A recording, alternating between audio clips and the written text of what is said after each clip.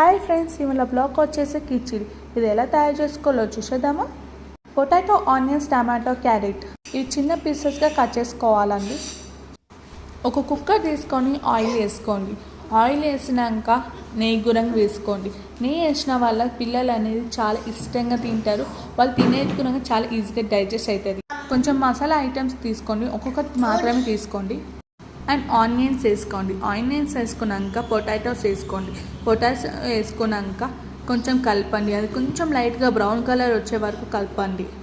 కలుపుకున్నాక క్యారెట్ అనేది వేసుకోండి. క్యారెట్ కూడా వేసుకున్నాక టమాటో వేసుకోండి. టమాటో కూడా వేసుకున్నాక ఒకసారి కలుపుకున్నాక పసుపు అనేది వేసుకోండి. పసుపు వేసుకున్నాక రైస్ వేసుకోండి. రైస్ వేసుకొని కలుపుకోండి. కొన్ని వాటర్ వేసుకున్నాక లైట్గా సాల్ట్ వేసుకోండి. విజిల్స్ వచ్చే వరకు పెట్టుకోండి. ఇక మా కన్నయ్య అయితే చాలా అంటే చాలా ఇష్టంగా తిన్నారు. సూపర్. బాయ్.